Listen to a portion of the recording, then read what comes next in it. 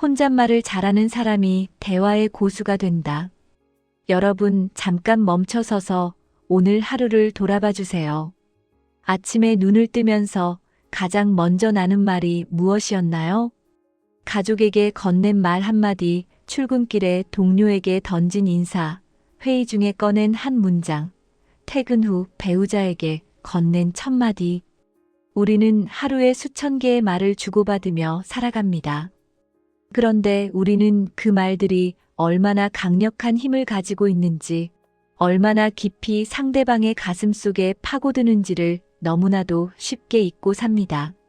말 한마디가 사람을 살리기도 하고, 말 한마디가 사람을 죽이기도 합니다. 이것은 단순한 비유가 아닙니다.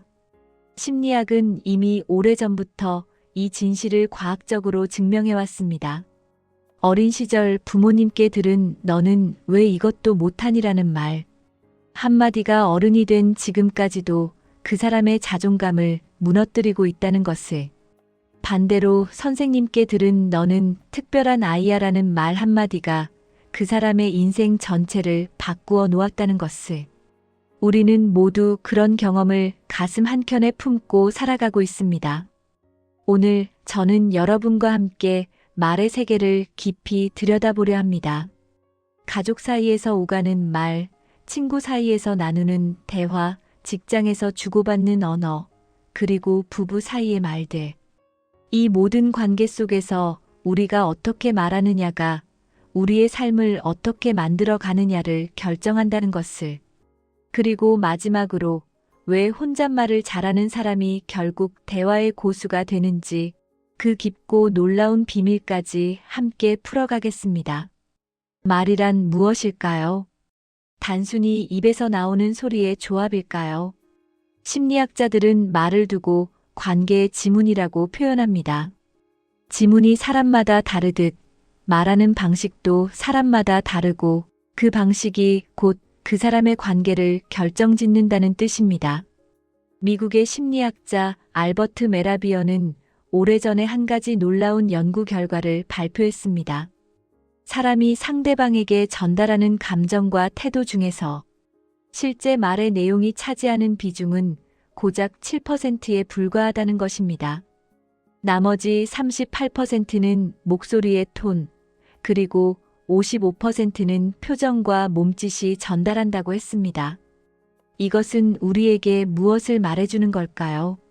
우리가 어떤 말을 하느냐보다 어떤 마음으로 그 말을 하느냐가 훨씬 더 중요하다는 것입니다.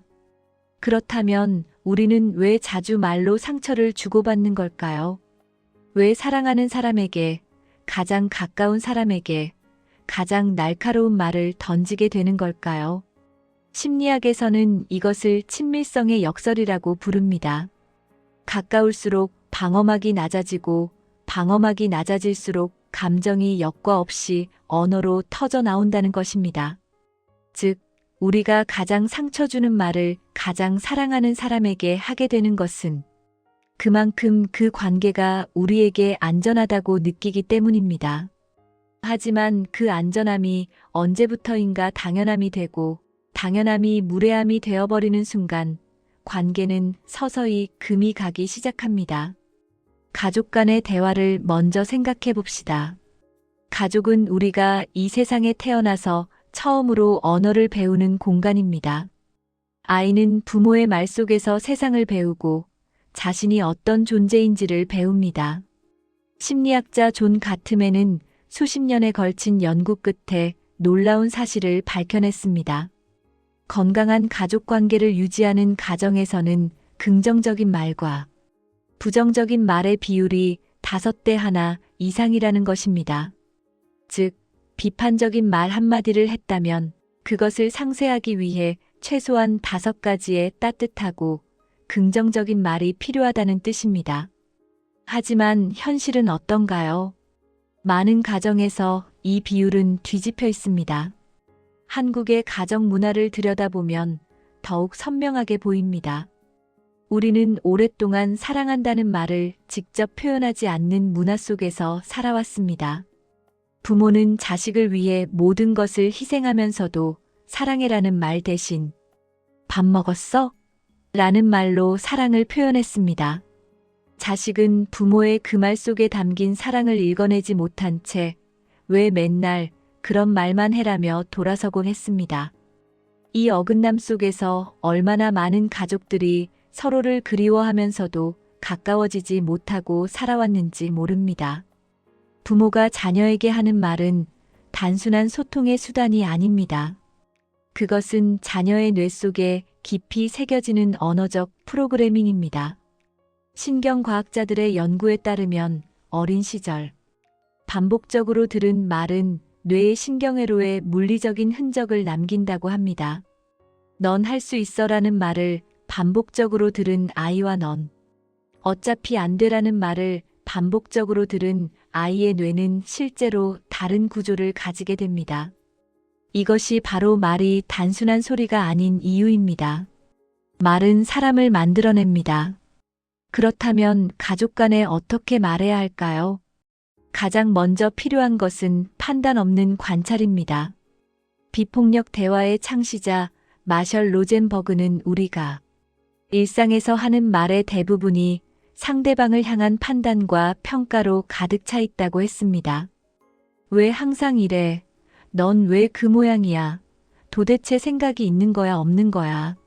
이런 말들은 모두 상대방의 행동을 관찰하는 것이 아니라 그 사람의 존재 자체를 평가하고 공격하는 말입니다. 반면에 오늘 내가 방을 치우지 않아서 내 마음이 불편했어라고 말하는 것은 행동을 관찰하고 그 행동이 나에게 미친 영향을 표현하는 것입니다. 이 차이가 관계를 지키느냐, 무너뜨리느냐를 결정합니다. 자녀와 대화할 때 가장 중요한 것은 경청입니다. 그런데 많은 부모들이 경청을 단순히 들어주는 것으로 오해합니다. 진정한 경청은 상대방의 말을 들으면서 내 머릿속에서 반박할 말을 준비하지 않는 것입니다. 상대방의 말이 끝날 때까지, 아니 상대방이 말하는 동안 나의 내면이 완전히 그 사람을 향해 열려있는 상태를 말합니다. 아이가 오늘 학교에서 힘들었어라고 말했을 때 뭐가 힘들어? 나 때는 더 힘들었어라고 반응하는 것은 경청이 아닙니다. 어떤 점이 힘들었어? 엄마한테 얘기해 줄 수 있어? 라고 반응하는 것, 그것이 진정한 경청입니다. 아이는 그 순간 자신이 존중받는다는 느낌을 받고 그 느낌이 쌓여서 부모와의 신뢰 관계가 형성됩니다. 형제자매 사이의 대화도 마찬가지입니다. 우리는 형제자매끼리는 어려서부터 함께 자랐기 때문에 말하지 않아도 서로를 안다고 착각합니다.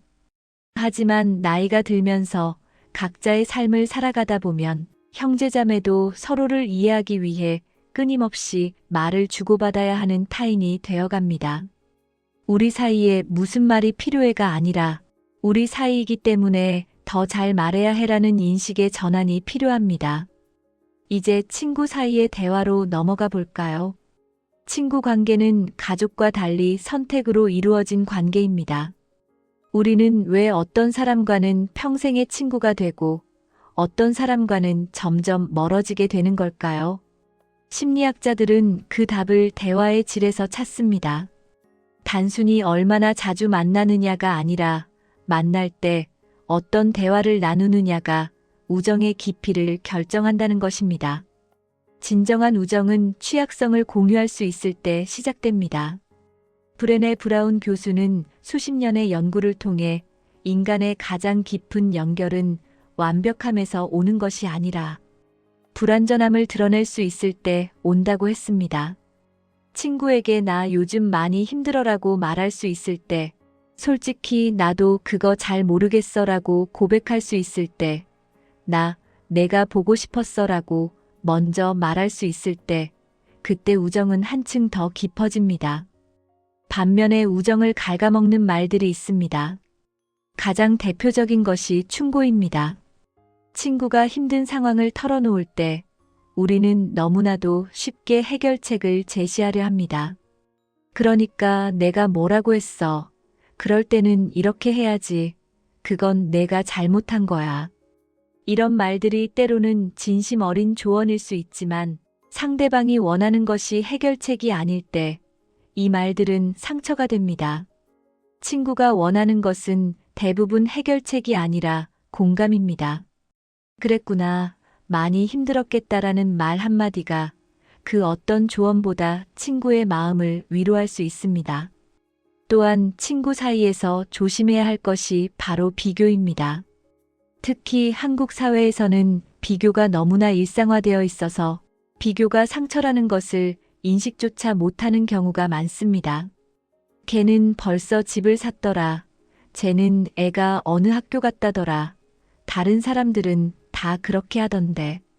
이런 말들은 겉으로는 정보를 전달하는 것처럼 보이지만 실제로는 상대방에게 너는 뒤처지고 있다는 메시지를 전달합니다. 진정한 친구라면 비교가 아니라 응원의 언어를 씁니다. 넌 내 속도로 가면 돼. 넌 충분히 잘하고 있어. 내 눈에는 내가 제일 잘 살고 있어. 이런 말들이 사람의 마음에 얼마나 큰 힘이 되는지 여러분도 알고 계실 것입니다. 친구 사이에서 또 하나 중요한 것은 비밀을 지키는 말입니다. 친구가 나를 믿고 털어놓은 이야기를 다른 사람에게 전하는 순간 그 우정에는 돌이킬 수 없는 균열이 생깁니다. 심리학에서는 이것을 신뢰 파괴의 임계점이라고 합니다. 한번 깨진 신뢰는 아무리 노력해도 예전의 모습으로 완전히 회복되지 않습니다. 그래서 우리는 친구의 이야기를 들을 때 항상 스스로에게 물어봐야 합니다. 이 이야기는 내가 받아서 내 안에 간직해야 할 이야기인가? 아니면 흘려보내도 되는 이야기인가? 이제 직장에서의 대화를 살펴볼 차례입니다. 직장은 우리가 하루 중 가장 많은 시간을 보내는 공간이고 가장 다양한 관계가 얽혀 있는 공간입니다. 상사와의 대화, 동료와의 대화, 부하 직원과의 대화, 그리고 고객과의 대화. 이 모든 관계 속에서 말은 단순한 소통의 도구가 아니라 권력이 되고 평판이 되고 커리어가 됩니다. 직장에서 가장 흔하게 실패하는 대화 패턴은 무엇일까요? 첫 번째는 수동적 공격성입니다. 직접적으로 반박하거나 거절하지 않고 간접적으로 불만을 표현하는 방식입니다. 네, 알겠습니다라고 말하면서 표정으로 불만을 드러내거나 그렇게 하시면 되죠라는 말에 비아냥거림을 담는 것이 그 예입니다. 이런 대화 방식은 단기적으로는 갈등을 피하는 것처럼 보이지만 장기적으로는 관계를 더욱 악화시킵니다. 왜냐하면 상대방은 그 메시지를 받지만 직접 반응할 수 없고 그 에너지가 쌓여서 결국 예기치 않은 순간에 폭발하기 때문입니다. 두 번째는 집단적 험담입니다. 직장에서 험담은 마치 접착제처럼 작용합니다. 함께 누군가를 험담하면 일시적으로 강한 유대감이 형성됩니다. 그래서 많은 사람들이 직장 내 인간관계를 유지하기 위한 수단으로 험담을 사용합니다. 하지만 심리학적으로 보면 나와 함께 험담을 나누는 사람은 내가 없을 때 나를 험담할 가능성이 가장 높은 사람이기도 합니다. 험담으로 형성된 관계는 험담이 없어지면 함께 사라집니다. 반면에 직장에서 신뢰를 쌓는 대화는 어떤 것일까요? 심리학자 에이미 에드먼슨이 제시한 심리적 안정감의 개념이 여기서 핵심적인 역할을 합니다. 심리적 안정감이란 내가 이 공간에서 내 생각을 말했을 때 무시당하거나 벌을 받지 않을 것이라는 믿음입니다. 이 안정감이 있을 때 사람들은 창의적인 아이디어를 내고 실수를 솔직하게 인정하고 더 나은 방향을 제안합니다. 그리고 이 심리적 안정감은 대화 방식에서 만들어집니다. 리더가 이 아이디어는 왜 이렇게 생각한 거야? 라고 말하는 것과 왜 이런 걸 가져왔어? 라고 말하는 것은 같은 의미처럼 보이지만 완전히 다른 분위기를 만듭니다. 전자는 상대방의 생각 과정에 관심을 보이는 것이고 후자는 상대방의 판단을 의심하는 것입니다. 좋은 시도야. 다만 여기서 이 부분을 보완하면 어떨까? 라는 말과 이건 아니야. 다시 해와라는 말은 같은 피드백이지만 전자는 사람을 성장시키고 후자는 사람을 위축시킵니다. 직장에서의 대화에서 또 하나 중요한 것은 명확성입니다. 많은 직장 내 갈등은 사실 의사소통의 불명확함에서 비롯됩니다. 빨리 해줘라는 말에서 빨리가 어느 정도를 의미하는지, 대충 정리해줘에서 대충이 어느 수준인지, 좀 더 신경 써줘에서 신경 쓴다는 것이 무엇을 의미하는지, 이런 모호한 표현들이 오해를 낳고 오해가 갈등을 만들고 갈등이 관계를 망가뜨립니다. 그래서 직장에서의 대화는 최대한 구체적이고 명확해야 합니다. 이 보고서를 오늘 오후 5시까지 완성해 주시겠어요? 가 빨리 해줘보다 훨씬 효과적인 대화입니다. 이제 부부간의 대화를 이야기해 볼 시간입니다. 부부 관계는 인간이 맺을 수 있는 가장 친밀하고 복잡한 관계입니다. 그리고 가장 많은 상처가 오가는 관계이기도 합니다. 심리학자 존 가트맨은 수십 년에 걸쳐 수천 쌍의 부부를 관찰한 끝에 이혼을 예측하는 4가지 대화 패턴을 발견했습니다. 그것은 비판, 경멸, 방어, 그리고 담쌓기입니다. 그는 이것을 묵시록의 4기사라고 불렀습니다. 비판은 상대방의 행동이 아닌 성격을 공격하는 것입니다. 당신은 왜 항상 이렇게 늦어? 가 아닌 당신은 책임감이 없는 사람이야처럼요. 경멸은 상대방을 무시하고 깎아내리는 것입니다. 눈을 굴리거나 비웃거나 빈정대는 것이 여기에 해당합니다. 방어는 상대방의 불만에 반격하는 것입니다. 나만 그래? 당신은 어때? 처럼요. 담쌓기는 아예 대화를 거부하고 상대방을 차단하는 것입니다. 가트맨의 연구에서 가장 충격적인 발견은 이 4가지 패턴 중 경멸이 관계에 가장 치명적이라는 것입니다. 경멸은 상대방에게 나는 당신을 존중하지 않는다는 메시지를 직접적으로 전달합니다. 그리고 한번 경멸의 언어가 관계 속에 자리를 잡으면 그 관계를 회복하는 것은 극도로 어렵습니다. 사랑하는 사람에게 절대로 해서는 안 되는 말이 있다면 그것은 상대방의 존재 자체를 부정하는 말입니다. 그렇다면 부부는 어떻게 대화해야 할까요? 가트맨이 제시한 해법 중 가장 강력한 것은 부드러운 시작입니다. 어떤 불만을 이야기할 때 그 시작을 얼마나 부드럽게 하느냐가 대화의 결과를 거의 완전히 결정한다는 것입니다. 당신 또 늦었잖아. 라고 시작하는 대화와 나 오늘 혼자 기다리면서 많이 외로웠어 라고 시작하는 대화는 같은 상황에 대한 것이지만 완전히 다른 결말로 이어집니다. 전자는 상대방을 방어적으로 만들고 후자는 상대방의 마음을 열게 합니다. 부부 대화에서 또 하나 핵심적인 것은 수리 시도입니다. 대화가 격해질 때 상대방이 먼저 진정하자는 신호를 보내는 것입니다. 우리 잠깐 쉬었다가 얘기하자. 나 지금 많이 흥분된 것 같아. 우리 이렇게 싸우는 거 좋지 않잖아. 이런 말들은 약한 것이 아닙니다.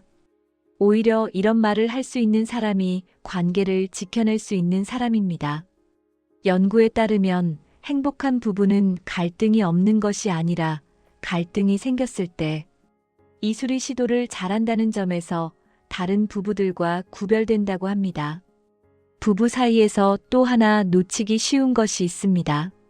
바로 감사 표현입니다. 매일 밥을 차려주는 것, 매일 출근하는 것, 매일 집을 청소하는 것. 이런 것들이 너무나 당연해져서 우리는 그것에 대한 감사를 잊어버립니다. 하지만 심리학적으로 보면 감사를 표현받는 사람은 더 기꺼이 그 행동을 계속하려 합니다. 반대로 아무리 열심히 해도 아무런 인정을 받지 못하면 사람은 결국 지치고 맙니다. 오늘 밥 맛있었어. 고마워라는 말 한마디, 당신 덕분에 내가 이렇게 살 수 있어라는 말 한마디가 부부 관계에 얼마나 큰 에너지를 불어넣는지 모릅니다. 부부 대화에서 가장 어려운 것 중 하나는 바로 사과입니다. 많은 사람들이 사과를 자존심의 문제로 생각합니다. 내가 먼저 사과하면 지는 것이라고, 내가 잘못을 인정하면 약해 보인다고. 하지만 심리학은 정반대를 말합니다. 진심 어린 사과를 먼저 할 수 있는 사람이 관계에서 가장 강한 사람입니다. 왜냐하면 사과는 자존심을 버리는 것이 아니라 관계를 자존심보다 더 소중히 여긴다는 것을 보여주는 행위이기 때문입니다. 내가 그때 그 말로 상처를 줘서 미안해라고 말할 수 있는 사람, 그 사람이 진정한 어른입니다. 자, 이제 오늘의 가장 핵심적인 주제로 들어가겠습니다. 왜 혼잣말을 잘하는 사람이 대화의 고수가 되는 걸까요? 이 질문에 답하기 전에 먼저 혼잣말이 무엇인지를 심리학적으로 이해해야 합니다. 혼잣말을 영어로 셀프 토크라고 합니다. 이것은 단순히 혼자 중얼거리는 것을 넘어서 우리가 내면에서 자신과 나누는 모든 형태의 대화를 의미합니다. 무언가를 결정할 때 머릿속에서 나누는 대화, 어려운 상황에서 자신을 다독이는 내면의 목소리, 하루를 돌아보며 자신에게 하는 말들. 이 모든 것이 혼잣말입니다. 심리학자 레프 비고츠키는 아이들이 어떻게 언어를 습득하는지를 연구하다가 놀라운 사실을 발견했습니다. 아이들은 복잡한 과제를 수행할 때 자연스럽게 혼잣말을 한다는 것입니다. 이건 여기 놓고 저건 저기 놓고 그 다음은 이렇게 혼잣말을 하면서 아이들은 생각을 정리하고 행동을 조절합니다. 비고츠키는 이것을 사적 언어라고 불렀고 이 사적 언어가 점차 내면화되어 성인의 내적 사고가 된다고 했습니다. 즉, 우리가 어떻게 생각하느냐는 우리가 어떻게 내면에서 말하느냐와 직결됩니다. 현대 심리학은 혼잣말의 기능을 5가지로 정리합니다.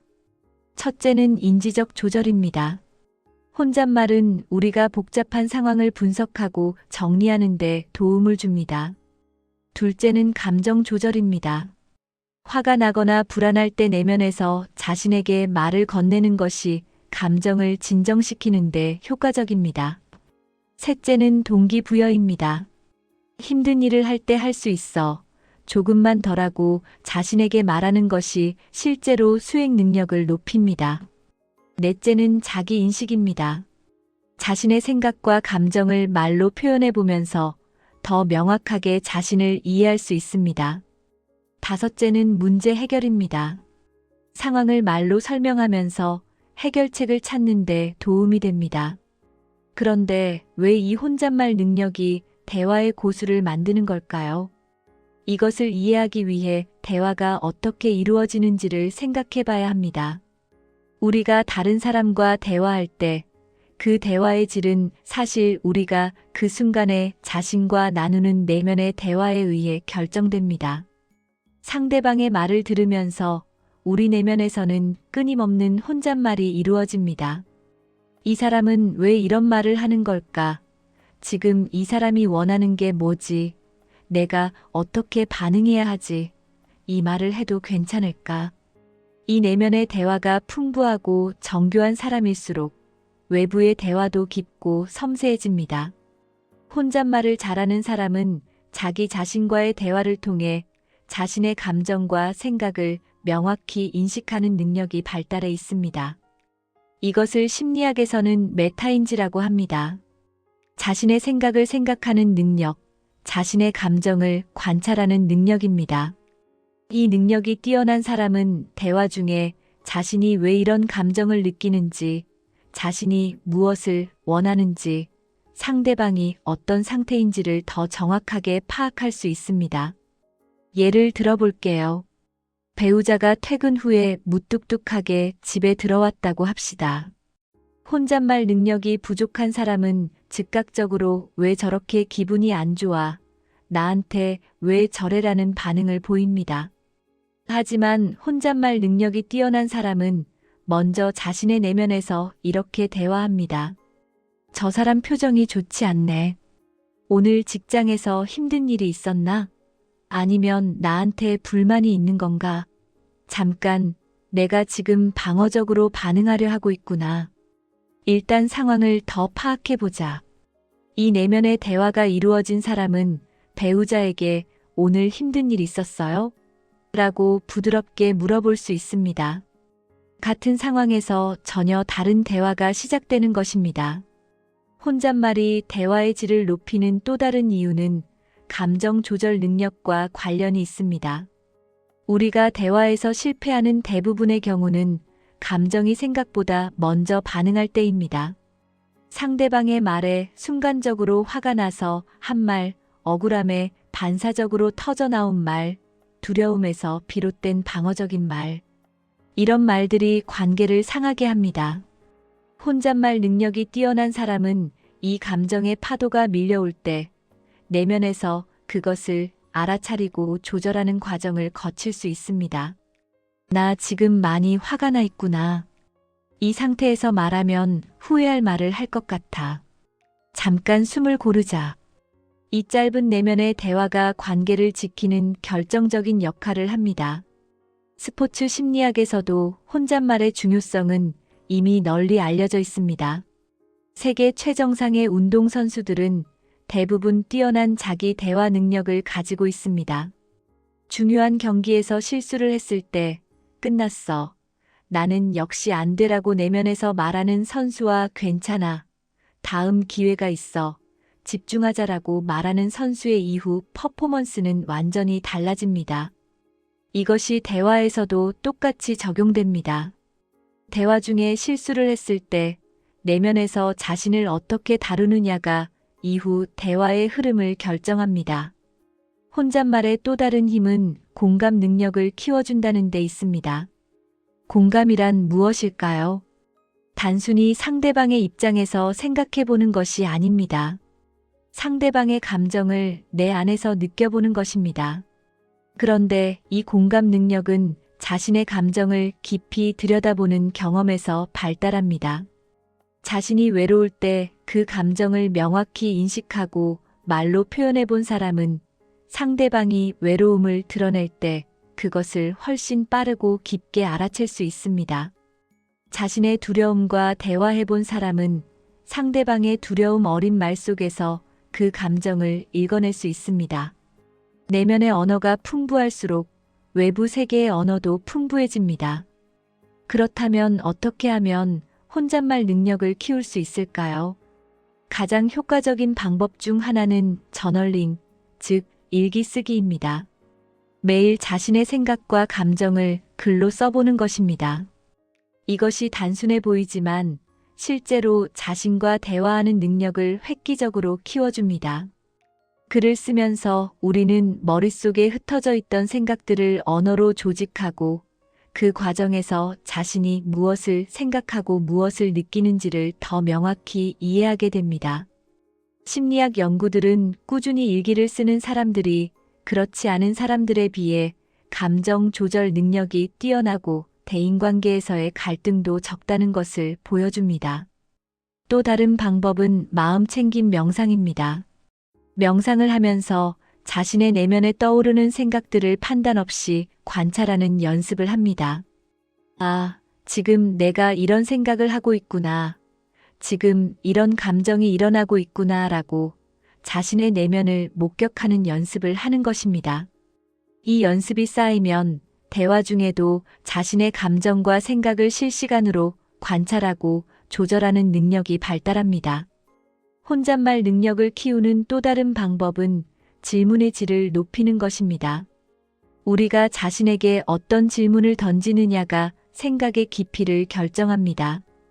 왜 나는 항상 이런 상황에 처하는 거지? 라는 질문은 답이 없는 자기 비난으로 이어지기 쉽습니다. 반면에 이 상황에서 내가 배울 수 있는 것은 무엇일까? 지금 내가 진짜 원하는 것은 무엇일까? 이 상황에서 내가 선택할 수 있는 것은 무엇일까? 라는 질문들은 건설적인 내면의 대화를 이끌어냅니다.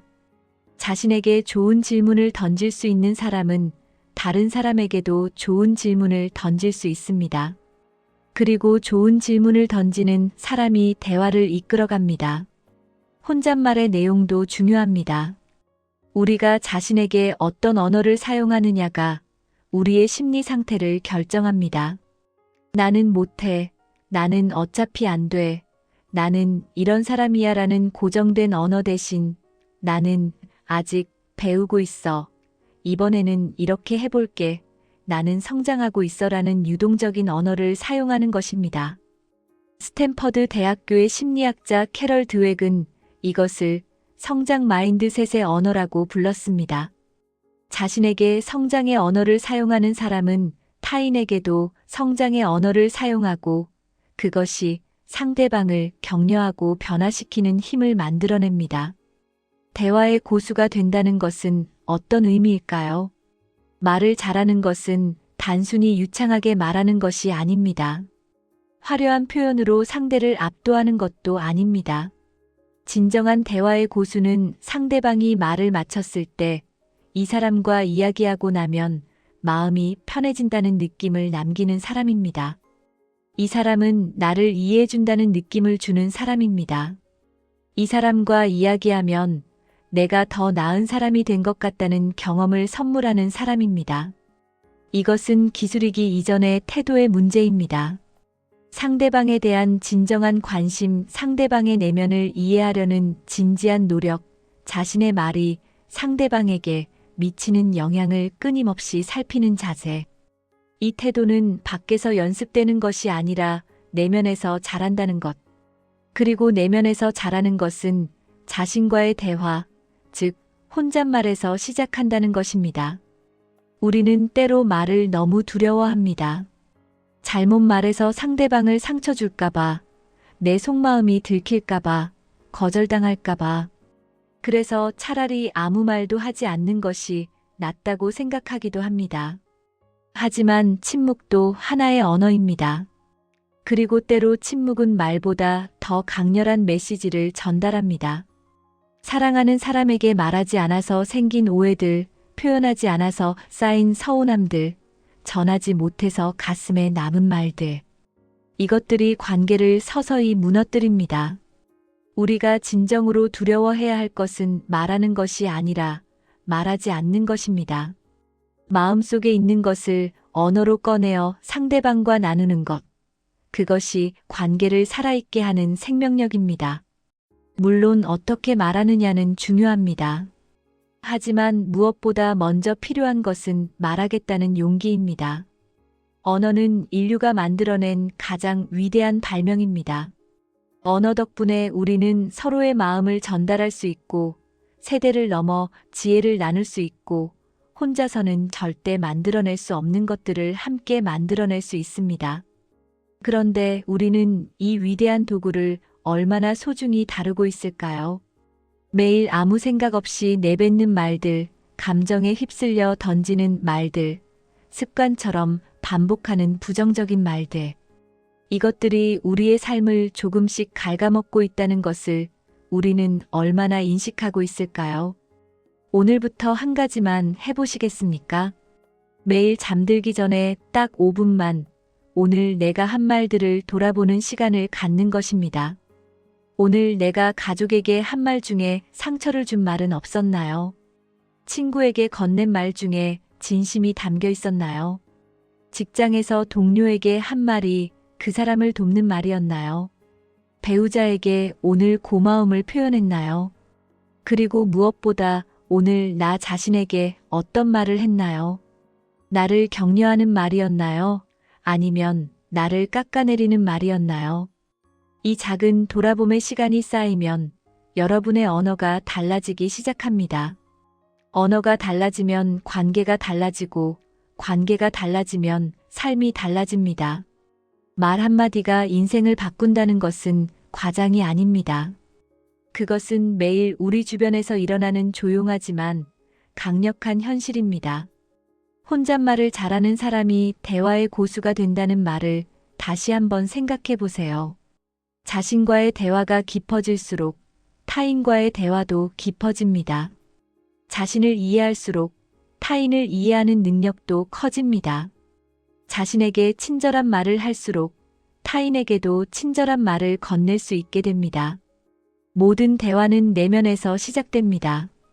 그리고 내면이 풍요로운 사람만이 진정으로 풍요로운 대화를 나눌 수 있습니다. 여러분의 삶에서 만나는 모든 사람들에게 여러분의 말이 따뜻한 온기가 되기를 바랍니다. 오늘 나누는 이 이야기가 여러분의 말 한마디 한마디에 더 많은 사랑과 지혜가 담길 수 있는 계기가 되기를 진심으로 바랍니다. 우리가 나누는 말들이 이 세상을 조금 더 따뜻한 곳으로 만들어가고 있다는 것을 기억해 주세요. 여러분은 충분히 그럴 수 있는 사람입니다. 경희쌤과 함께 해주셔서 감사합니다.